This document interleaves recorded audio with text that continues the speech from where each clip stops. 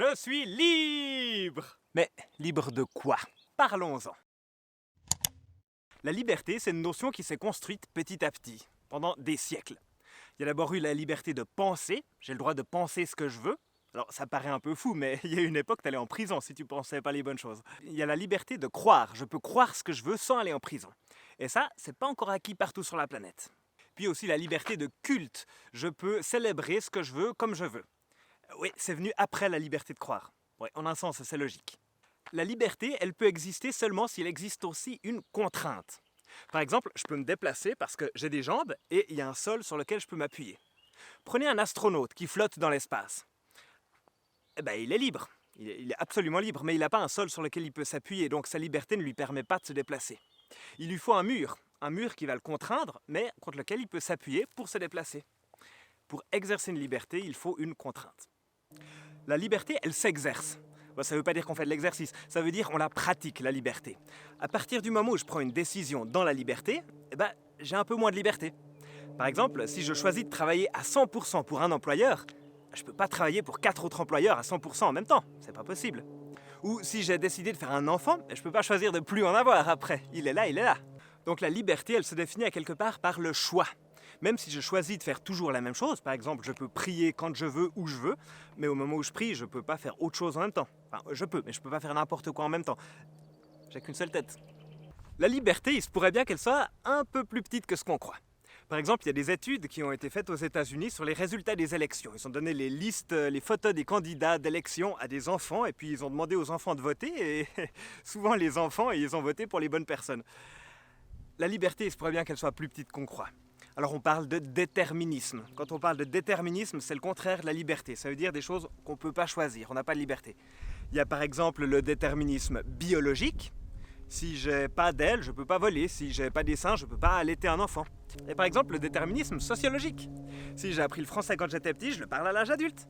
Et si en étant enfant, j'ai pas appris à mettre mes déchets dans les poubelles, à l'âge adulte, je ne sais pas qu'il faut mettre les déchets dans une poubelle. Déterminisme sociologique ou culturel. Et puis, il y a aussi le déterminisme psychologique. C'est exactement la même chose, mais c'est comment fonctionne ma tête qui va déterminer ce que je peux ou ce que je peux pas. Il y a des choses que je peux pas concevoir. Je ne peux pas calculer aussi rapidement qu'un ordinateur parce que ma tête est limitée. Mais alors le déterminisme ne veut pas dire que la liberté n'existe pas. Si je vais chez le marchand de glace, j'ai le choix entre une glace à la vanille ou une glace au chocolat. Et ça, ce ne sera pas forcément déterminé par ma biologie, ma psychologie ou ma sociologie. Mais alors avec tout ça, est-ce qu'on peut vraiment être libre, complètement libre? Si j'ai besoin d'une contrainte pour être libre, si je suis en partie déterminé par qui je suis, est-ce que la liberté existe vraiment? Pourtant, la liberté, ça a l'air d'être un besoin humain. Et là, ce qui est frappant, c'est que dans la Bible, Dieu il passe son temps à libérer les gens. Libérer de l'esclavage, libérer d'une situation pas bonne, il libère les disciples de Jésus de la prison. Et Jésus dit d'ailleurs, je suis la vérité, vous connaîtrez la vérité, et la vérité vous rendra libre. Pourquoi cette obsession pour la liberté? Puis d'abord, quelle liberté? Parce qu'on a vu que, pas évident la liberté, hein. Je crois que la vraie liberté dans la Bible, c'est devenir qui je suis appelé à être. Et c'est dans cette liberté-là que se trouve le bonheur. Être rétabli dans sa vraie identité, ça ne veut pas dire entrer dans le rôle social qui m'est assigné. Genre être le parfait employé de l'entreprise, être le papa modèle, etc. Ça ne veut pas non plus dire devenir qui je rêve d'être. Genre la chanteuse Camille, James Bond ou je ne sais qui.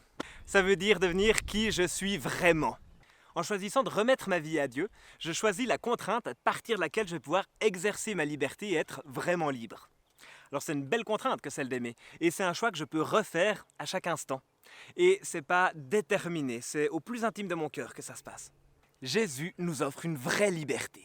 Et cette liberté, c'est pas une identité chrétienne au sens d'un rôle culturel où il faut bien se tenir et mettre un veston pour aller à l'église. C'est une façon chrétienne de vivre son identité, sa vraie identité. Et découvrir qui je suis réellement, ça me libère dans les relations, j'ai plus besoin de jouer des rôles, je peux être moi-même, tout simplement. Ça me libère du légalisme, j'ai plus besoin de penser en termes de tu dois, il faut. Et la relation remplace le devoir, mais avec l'amour en plus. Et c'est peut-être le chemin du bonheur en fait. Et c'est sans doute dans ce sens que Jésus a dit qu'il n'est pas venu abolir la loi, mais qu'il est venu l'accomplir. Bon, ça c'est pour ceux qui connaissent la Bible. Je peux choisir de donner ma vie à Dieu et de fonder ma liberté sur lui, de le prendre comme contrainte pour exercer ma liberté. Et ça, je crois que c'est la meilleure liberté qu'on peut choisir. Et du coup, il reste plus qu'une question. Est-ce que je vis ma liberté en Dieu? Je suis libre! En Dieu, je suis libre! Dans un magnifique paysage d'ailleurs. Et vous l'appuyez sur quoi, votre liberté?